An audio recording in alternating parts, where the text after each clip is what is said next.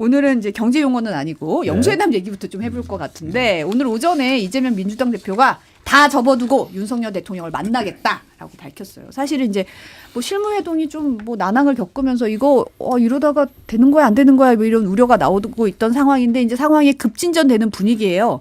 두 분은 어떻게 보셨나요? 이게 뭐 무슨 적대적 국가들끼리의 무슨 정상회담도 아니잖아요. 아, 그렇죠. 예, 이런 뭐 물론 의제 설정하는 거 중요한데 당연히 필요한 과정이긴 한데 이게 이렇게 뭐 며칠씩 끌고 나와서 브리핑하고 뭐 이럴 만한 일이었던가 저는 굉장히 비생산적인 과정을 일주일 정도 겪었다고 생각을 합니다. 지금이라도 이재명 대표가 그냥 만나겠다라고 하신 거는 굉장히 잘하신 거다 이렇게 생각을 하고 회담하시는 동안에도 그런 어떤 구애받는 사안 없이 두 분이 좀 터놓고 얘기할 수 있는 분위기가 됐으면 하는 바람입니다. 저는 적절한 타이밍이라고 생각을 해요. 여기서 더 타이밍이다. 가서 너무 무산 위기 뭐 이런 얘기들이 너무 많이 나오면 그건 이재명 대표에게도 부담이 될 거고 이쯤 해서 그래 의제 뭐 이런 거 상관없이 일단 만나겠다. 마치 다 품는 대인의 면모를 좀 보여줄 수 있는 적절한 타이밍이고 윤희석 대변인이 이제 비생산적인 논의였다 그간이라고 하는데 저는 야당에서 자연스럽게도 하지만 전략적으로라도 그 정도는 할 수 있다고 봐요. 왜냐하면 기존에 계속 만나자고 했는데 대통령이 그냥 들은 척도 안 했잖아요. 그래서 해석은 왜 범죄 피의자를 만나냐라는 게 있었고 근데 참패 뒤에 만나자고 한다고 해서 고맙습니다 하고 쭈르륵 달려가서 만나는 거 그건 아니잖아요. 일단 의제 설정 가지고 두 번의 회동을 했는데 좀 잘 안 됐었잖아요. 대신 그러면서 최상병 특검 문제랄지 아니면 민생지원금 문제랄지 물론 저는 민생지원금에 대해서는 개인적으로 반대하지만 어쨌든 야당에서 얘기하고 싶은 주제 안건에 대해서 국민들의 주목도를 높이는 효과는 충분히 있었다. 그리고 가서 내가 그냥 차 마시고 밥 먹으러 가지는 않겠다라는 걸 충분히 보여줬다고 생각해요. 그러니까 어떻게 보면은 이제 2차 회동이 좀 빈손으로 끝나면서 브리핑도 하고 양측이 브리핑도 하고 좀 입장을 밝히면서 이거 분위기가 좀 이거 어떻게 되는 거지 싶은 생각이 좀 들긴 했어요. 사실 어제만 하더라도. 근데 좀 이 시각차가 왜 이렇게 드러났다고 보시는 거예요? 아무래도 민주당 쪽 입장에서는 뭔가 성과를 뭐라도 우리가 이렇게 얘기를 해서 대통령한테 이런 양보를 얻어냈다. 대통령이 이걸 하겠다고 했다. 우리 요청에 의해서 아마 이런 결실을 가지고 오기 위해서 사전에 뭔가를 결론을 만들어 놓고 회담에 들어가고자 하는 의도가 강했다고 봐요. 근데 대통령실 입장에서는 발표도 했지만 애초에 만나자고 한 게 그런 게 아니고 그냥 열어놓고 처음 만나면 이제 의미를 두는 아마 그런 뉘앙스의 발언이었다고 보거든요. 그러니까 그런 차원에서는 시각차가 있었다고 봐야죠. 저는 이제 어젯밤에 제가 지도부에 한 분에게 전화를 했더니 오늘 아침 모두 발언 정도로 이재명 대표가 뭔가 얘기를 할 거다라고 하더라고요. 그래서 혹시 무산이냐 그랬더니 그건 아니다라는 쪽으로 얘기해서 녹록치 않았다고는 이재명 대표가 표현했는데 그 정도 수준에서 큰 틀에서 받아들이겠다. 이 정도 얘기할 것 같더라고요. 그런데 이재명 대표 측에서 민생지원금 문제는 뭐 협의가 가능하다고 보지만 예를 들어 최상병 특검, 김건희 여사 특검을 대통령이 받을까라고 기대했을 것 같진 않아요. 네. 그렇지만 그렇다고 그럼 얘기를 안 꺼낸다? 최상병 특검 같은 경우 최소한 그럴 수는 없잖아요. 그래서 이 의제 설정을 한다고 해서 꼭 이거 합의해 주세요. 이런 거를 당내에서 그냥 기대했을 것 같진 않아요. 그걸 기대한다는 거는 대통령이 총선 참패 이후 변했다는 것을 전제로 하기 때문에 근데 야권에서도 변하지 않았다고 보고 있었잖아요. 물론 대통령이 스타일을 조금 바꾸겠다고 했지만 그냥 조금 바뀌는 정도거든요. 그렇기 때문에 야권에서 최상병 특검을 대통령이 받을 거야라고 했다면 그거는 변하지 않을 것으로 예상했던 거 모순이 생기죠. 그래서 대신 그래도 국민들의 관심이 있고 최상병 특검 같은 건 통과를 시켜야 되잖아요. 그러면 관심을 끌어모으는 그런 전략적 차원이었다고 저는 봐요. 그런 면에서 예. 지금 대통령실에서도 뭐 회동 제안에 화답한 이재명 대표 뜻을 환영한다고 밝혔고 지금 오늘 오전에 홍철호 대통령실 정무수석과 천준호 민주당 대표실 비서실장 3차 실무회동에 지금 나선 거잖아요. 오후 2시쯤에 양당에서 각 양측에서 다 브리핑 예정이 돼 있는데 언제쯤 할 걸로 보세요? 이제 이 브리핑에는 결국은 이제 어떤 형식으로 언제 어디서 만날 거다 이런 게 좀 나올 것 같은데. 그러니까 이거 너무 거창하게 보는 것 같아요. 이게 이럴 일이 아닌데 자꾸 무슨 실무회동 3차 이게 남북회담도 아니고 이게 저는 국민들이 정치로부터 더 멀어지게 하는 일을 지금 하고 있다고 생각한다니까요. 언론에서 막 이거를 막 정상회담 제가 그런 비유를 드렸는데 이거 왜 이 얘기를 하냐면 두 분이 만나서 제일 급한 건 민생 얘기 했잖아요. 25조, 뭐 13조든 뭐 얼마든 간에 민생 지원금 하자는 얘기가 맨 먼저 나오는 만큼 급하다고 하면서 지금 왜 안 만나고 있느냐 이 얘기를 지금 하고 있는 건데 결국은 이제 날짜 정하고 할 겁니다. 그러니까 이런 거에 관심을 두지 말고 대통령과 이재명 대표가 만나서 어떤 결과를 내야만 하냐 뭐 그런 거를 좀 언론에서 많이 짚어줬으면 좋겠어요. 어떤 결과를 내야 되냐. 예, 근데 지금 형식에 매몰이 돼가지고 3차냐 4차냐 언제 2시에 뭐를 하고 이게 뭡니까? 사실 요 다음 질문이 요거였는데. 이해가 안 가요 저는. 언론에서 물론 뭐 MBC만 그런다 그런 뜻은 아니고 본질을 자꾸 덮는 형식에 치우친 보도가 국민들을 점점 더 정치에 관심을 끊게 만드는 요인도 될 수 있다고 저는 봅니다. 근데 사실은 이 만남이 너무 어렵게 이루어진 것도 있어요. 진작에 사실 만났어야 되는 거 아니냐라는 얘기도 나오고 사실은 이게 이렇게 어렵게 성사가 되다 보니까 이 실무회도 이게 진짜 만날 것이냐 언제 만나면 어떤 형식이냐 이런 거에도 더 관심이 가는 부분도 있긴 하거든요. 사실. 누가 관심을 가져요? 아니 국민들도 그렇고. 국민들은 내용에 관심을 갖죠. 지금 일정과 언제 되냐 무산되냐. 물론 무산되면 안 되지만 만나서 실무 협상에서 무슨 얘기가 오갔고 뭐 천준호 비서실장이 무슨 얘기를 했고 그런 건 관심 없다는 얘기죠. 실제 그러니까 제가 어떤 얘기하는 결과를. 거는 뭐냐면 이 만남의 의미에 대해서 국민들이 정말 체감하고 국민들이 관심을 가져서 정말 생산적인 대화가 하는 방법은 언론에서 그 주된 내용에 대해서 짚어주고 무슨 얘기를 서로 해야 되고 여기에 천착을 해야지 지금같이 무슨 스포츠 중계하듯이 2시에 뭐가 됩니다. 3번째 만났습니다. 그래서 언제 될까요? 언제 만날까요? 어쨌든 다음 주에 만나겠죠. 중요한 걸 얘기해달라는 얘기예요. 저는 윤석 대변인 말도 일부 맞다고 생각해요. 사실 별 관심이 없어요. 그런데 관심을 가져야 되죠. 왜냐하면 많은 국민들은 물론 정치에 많은 관심 있는 분들도 계시고 조금 관심 있는 분들도 계시고 여러 층위가 있을 거 아닙니까? 근데 일단 총선 지난 다음에 일부 심판은 끝났다고 생각할 수 있어요. 하지만 192석 야권 전체에서 가지고는 200석이 넘지 않았기 때문에 실제 관철할 수 있는 거는 제한돼 있어요. 지난 180석과 비슷합니다. 사실상. 그러면 관심을 사실 뭐 민생 바쁘잖아요. 뭐 저는 이쪽 일을 하지만 다른 일 하시는 분들은 바빠서 그렇죠. 계속 신경 쓸 수가 없잖아요. 하지만 최상병 특검이라든지 민생지원금이랄지 이제 야권에서 보기에는 신경을 써야만 되는 부분도 있잖아요. 그렇기 때문에 윤석 대변인 말처럼 관심이 없지만 관심을 필요한 관심은 모으기 위해서 이 정도는 전략적으로 할 수 있다고 봐요. 제가 만약에 뭐 저는 야당 당원도 아니고 아무것도 아니지만 야당의 전략을 맡고 있다. 이 정도는 할 것 같아요. 관심을 끌어모아야 되니까. 그래야 관철을 시키죠. 그냥 관심 없는 상황에서 만약에 이번 주 한 수요일쯤 만나서 차 마시고 밥 먹고 헤어졌다. 특별히 성과 없고 성과는 뭐 그래서 대통령이 아이고 그래요. 내가 이거 해줄게요. 그럴 일은 만무하잖아요. 그러면 금방 또 머릿속에 잊혀지는 거예요. 이 정도는 관심을 불러일으킬 만하다라고 생각합니다. 근데 사실 이제 언론 입장에서는 물론 형식과 이런 게 중요하지 않고 내용이라고 얘기는 하지만 결과적으로 다음 주에 만나자고 얘기한 게 지난주 금요일이었어요. 근데 이번 주에 결국 못 만나잖아요. 3차 회동이 오늘 있으니까. 그러니까 이게 사실은 뭐 이게 선후를 뭘로 따지냐에 따라서 달라질 수는 있겠지만 그냥 이루어질 일이 이거 이러다가 이런 생각이 드니까 사실 더 주목도가 높아지는 면도 있었다고 생각을 해요. 네. 네. 그런데 이제 저도 이제 이 질문이 궁금하긴 한데 만나게 되면 어떤 내용을 다뤄야 된다고 보시고 있는지도 궁금합니다. 네. 뭐 정부여당은 당연한 거고요. 민주당에서도 민생을 가장 먼저 얘기를 했잖아요.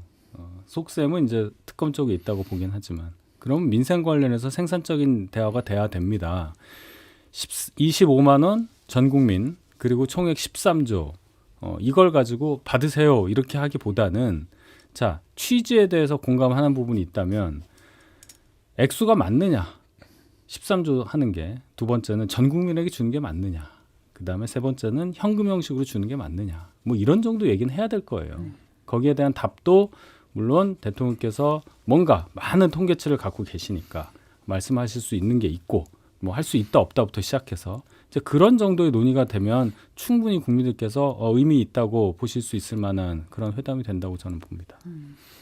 저도 예를 들면 이제 이런 것들 다 협상에 그런 건데 저도 전 국민에 뭘 주는 것 그런 부분으로 하는 거는 사실 효율적인 측면에서 효용에 대한 측면에서는 저도 개인적으로는 반대입니다. 민노총에서 얘기했잖아요. 한 달치 전기료와 가스료, 통신료 정도 지원해 주는 게 무슨 도움이 되겠냐 전 국민에게. 그 13조 원을 썼을 때 그 효과가 과연 있겠냐. 이런 부분에 대해서 지적을 했는데 저도 거기에 동의를 하고 대신 이렇게 막 강력하게 야당에서 야당 대표가 얘기를 했고 또 몇 번의 안건을 위한 회담도 뭐 좀 논란이 있었고 약간 뭐 제대로 진행이 되진 않았었잖아요. 그러면 당연히 대통령은 좀 더 신경 써야 되죠. 예를 들어 선별 지급을 한다고 그래도 제 생각에는 여러 차상위 계층까지 뭐 일률적으로 얼마를 지급을 한다.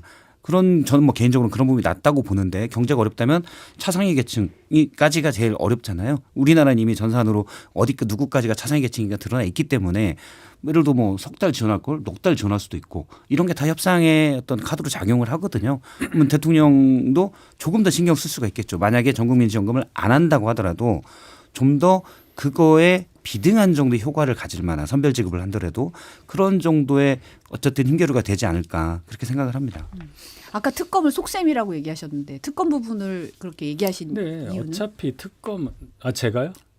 예, 특검 속셈이라고 좀 얘기해. 계속 얘기하잖아요. 천준호 비서실장도 그렇고 특검 얘기 계속 하잖아요. 민주당에서 오늘 그 홍익표 원내대표도 그 얘기를 했고 최상병 특검 뭐 해야 된다 뭐 이런 얘기 하니까 뭐 속셈이 아니라 겉셈이라고 해야 되나?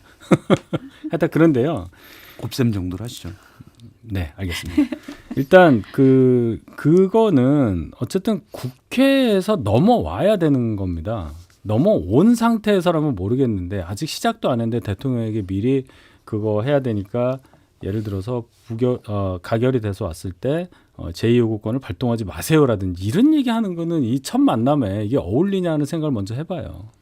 그래서 제가 이 회담에서는 민생 위주로 돼야 되는 거고 나머지는 이제 국회 차원으로 넘어가는 얘기니까 만약에 거기까지 얘기를 할 거면 여당 대표도 있어야 됩니다.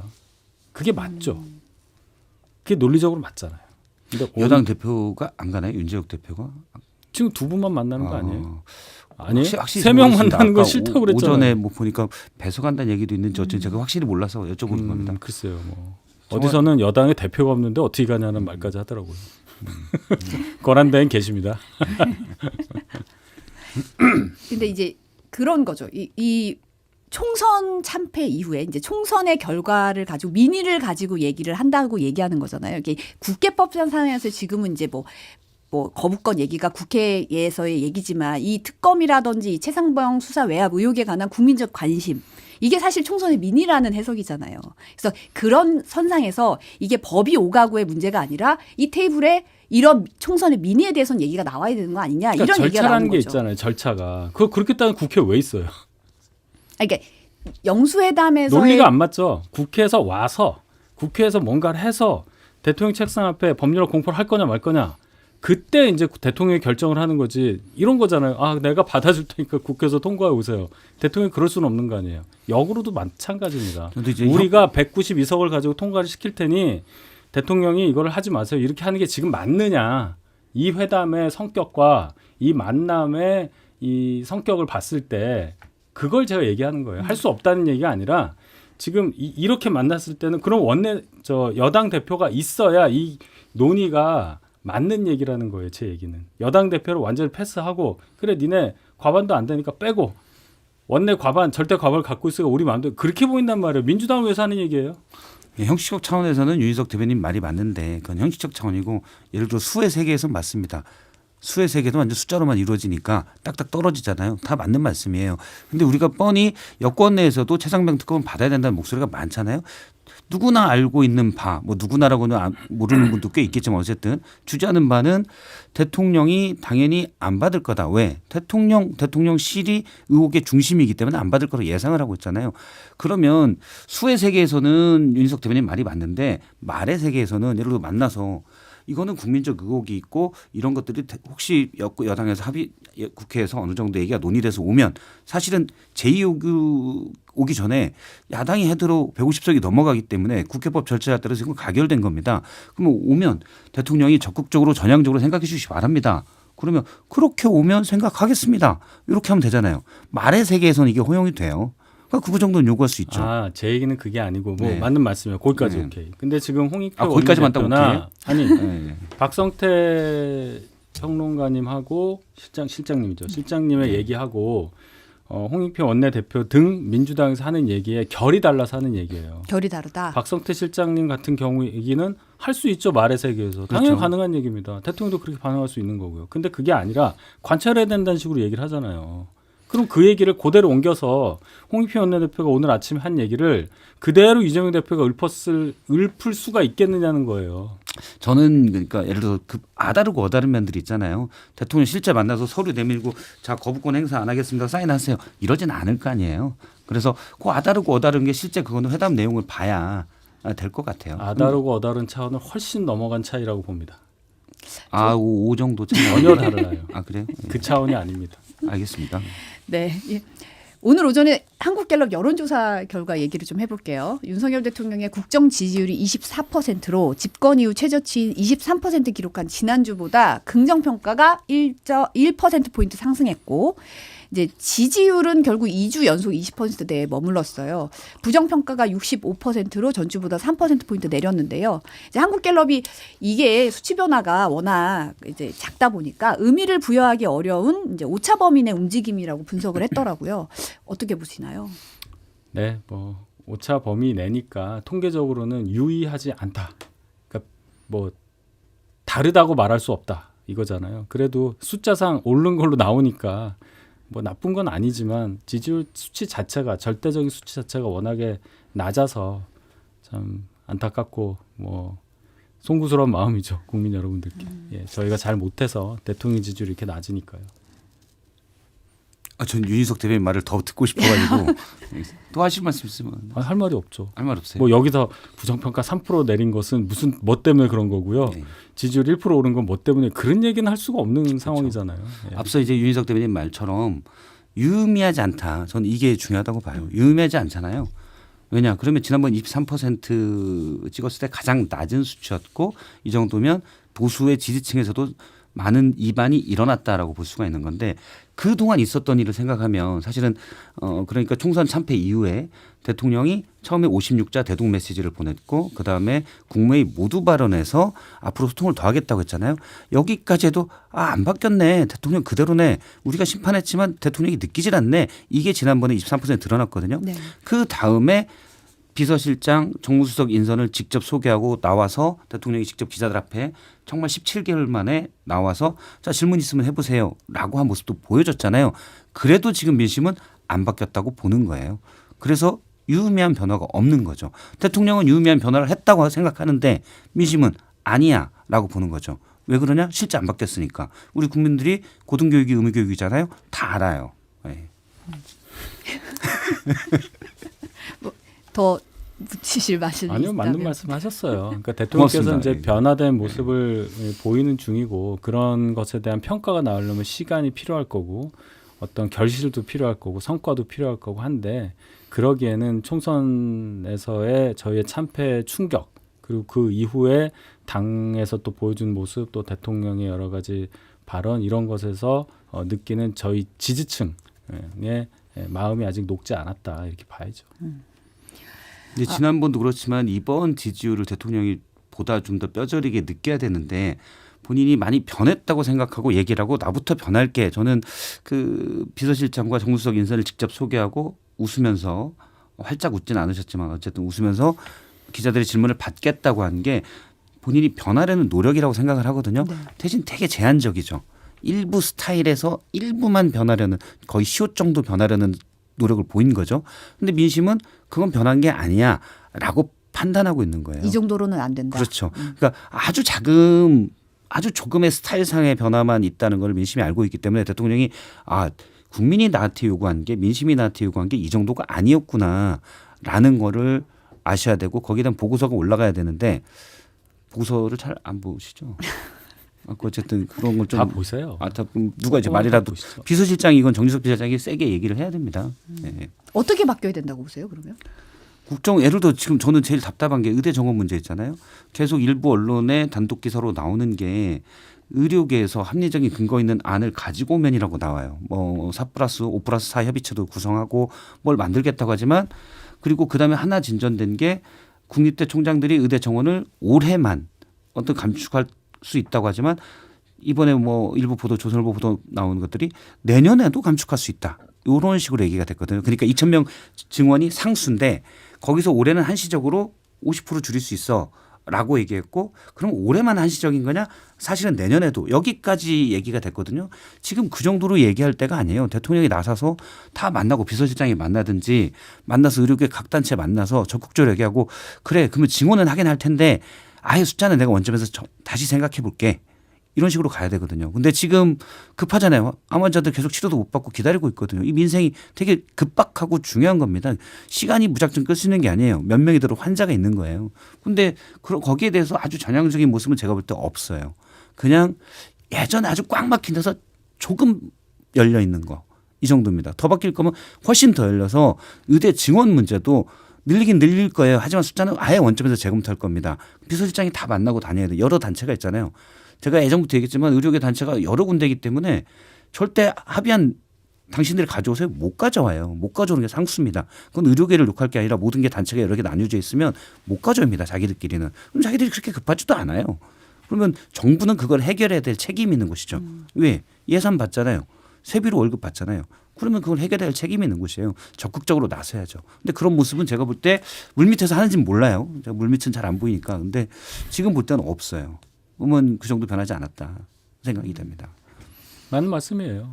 그 부분이 아쉬운 부분이 있고 저는 이제 선거 앞두고 이게 분명히 문제가 될 거다. 그래서 적어도 3월 말까지는 이게 어떤 식으로든 해결이 돼서 적어도 진료에 차질이 벌어지는 일은 없어야 된다는데 3월 말 딱 지나니까 4월 1일에 바로 담화를 말씀하신 거잖아요. 그만큼 똑같은 위기의식을 느꼈던 건데 결국 총선까지 영향을 미쳤다고 봐야 되겠죠.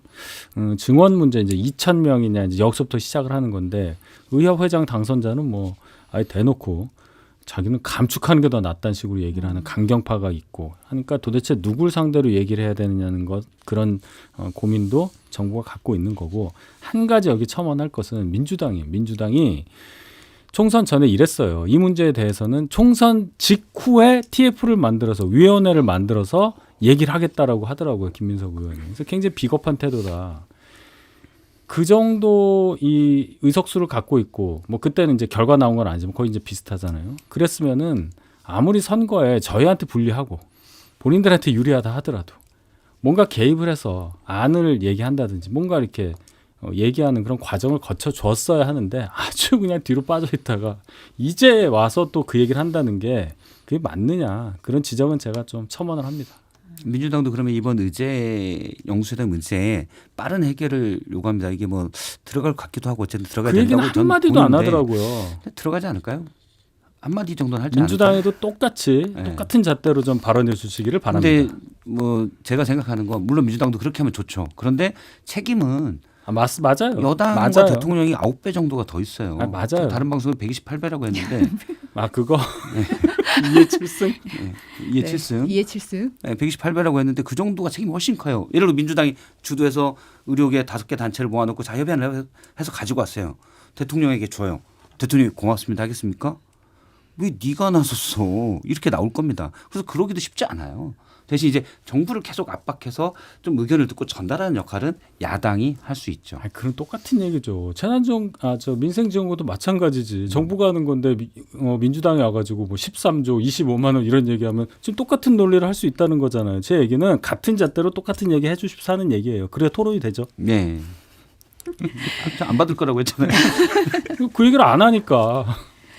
네, 무선전화 면접 방식으로 진행된 그 한국갤럽 조사의 자세한 내용은 중앙선거 여론조사심의위원회 홈페이지 참조하시면 됩니다.